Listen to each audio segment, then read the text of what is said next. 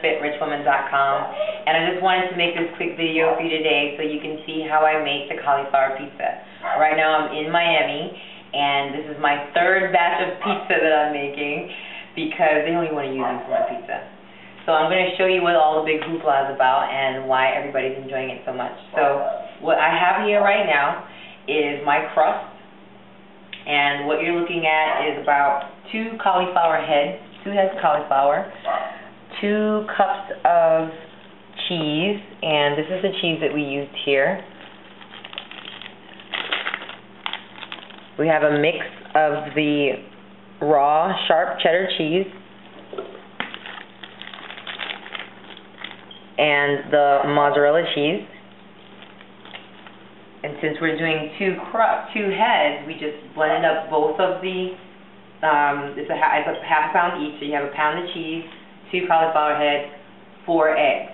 Now this is a double batch, so if you're only making, pizza for yourself, or they're not using you for your pizza before you go out of town tomorrow, go back home tomorrow, then you'd only make half a batch. Here we also have our topping. We're going to top this with chicken breast that has been seasoned with chimichurri sauce, and we're going to have some bacon, and a little bit of leftover copa from the last 2 batches of pizza that we've made. So the crust is going to bake for 40 minutes in the oven. Depending on your oven, you may have to flip it over. One of the things that our clients have reported, other members have reported, is that when it's a gas oven, they don't have to flip it over, but I've had to flip it over using an electric oven. This is an electric oven, so we have to flip it over. So for those of you with gas ovens in upper north, congratulations, you don't have to flip it over, but you definitely want to flip this one over if you're using a traditional, electric oven. And once you flip it over, when it comes out, you just want to put your sauce on. Oh, let me show you the sauce that we're using. Here we have our pizza sauce. This is one of my favorites. It's nice and thick. So when your crust comes out the oven, you want to layer it just like a traditional pizza. Put your sauce on, put your toppings on, and put the rest of your cheese on, and you broil it for 5 minutes, or until the cheese melts or gets to the right bubbly texture that you like. I know some people like a little more brown in their cheese than others. So 5 to 10 minutes in the broiler is all you need once the crust is done. So the crust takes the longest. So what I'm going to show you next, now that you see the toppings and everything, is I'm going to show you how my crust looks when I spread it out before it goes into the oven. Now I'm getting ready to put my crust on my cookie sheet.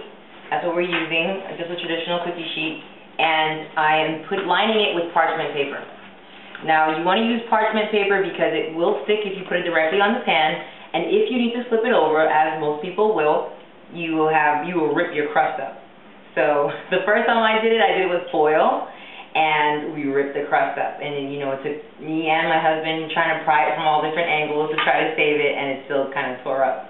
So this will save you, and it's very, very easy. You just literally can hold it and flip it over simply, so you want to definitely line it with parchment paper. I don't know how it works with wax paper, just in case you're wondering. And then you just want to put a nice generous amount of your crust mixture and spread it evenly on your cookie sheet. Now this crust is very plain. Some people season it, but because we season the meat and everything that goes on top, you really can't appreciate the seasoning in the crust. So I'm not seasoning this crust, but this crust recipe can also be used to make cheesy bread, so you can use it, season it, chop it up into strips like this when it's finished baking, and chop it down the middle, and you have a nice appetizer of cheesy bread. So, in your face, Little Caesars.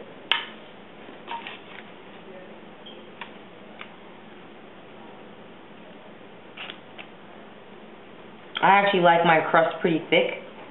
It's easier to hold, easier to flip.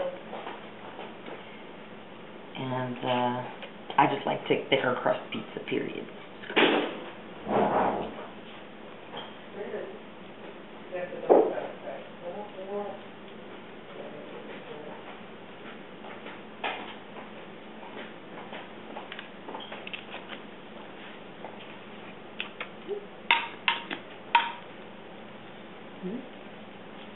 And that's it.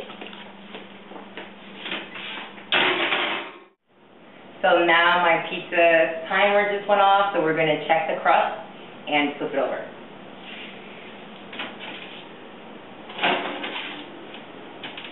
This is how beautiful it looks. Beautiful.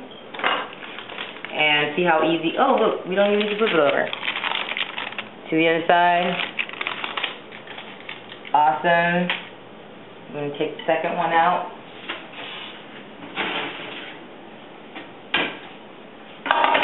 See how gorgeous these crusts are. Now we're back with our topping. We're just finishing up some of the chicken over here that we seasoned previously. And these are our beautiful vegetables that we've also sauteed with a little bit of olive oil. Now, if you notice here in the plate, it did spring a little water. So we're going to drain that off so that it doesn't make our already moist crust even more moist.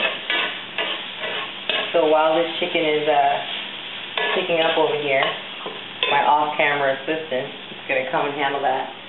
I'm going to go ahead and spread the sauce on our crust that just came out of the oven. So now I'm going to put my sauce on my crust.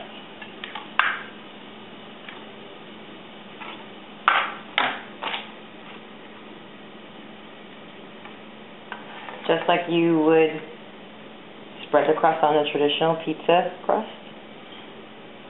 More like flatbread, since you can get it all the way out to the edges like this.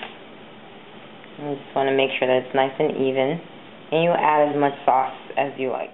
With traditional pizza, you usually put the cheese on top of the sauce and then the toppings on, but we like the cheese on top. So after we put the sauce on, I'm going to evenly cover it with about half of our mixture because we're making a double here. And then we're going to add our chicken. Now that we got our beautiful toppings on there, we're going to add our cheddar cheese and mozzarella blend on top. And again, you want to load as much of the cheese on as you like. And now that we're done topping it, we're going to set our oven to broil. Put back in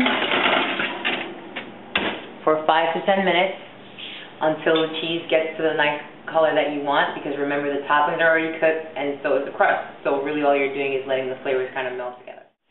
Alright, so now taking the pizza out. Chicken one, check that out. Now tell me that doesn't look awesome. So now we're going to pull the Paula Deen thing and make a slice and eat it in your face and tell you how awesome it is.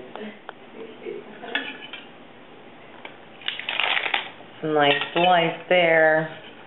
Move it over. We can fit another nice slice here. I cut this one into 8 pieces.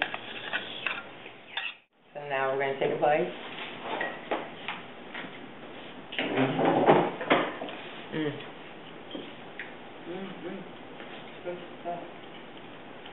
Awesome. I like this one. You hear that remark? She likes this one. Alright, well thank you guys for watching. I hope you enjoyed how we put this together, and I hope yours come out great, and I'd really love to see your pictures, so make sure you post them. Bye-bye.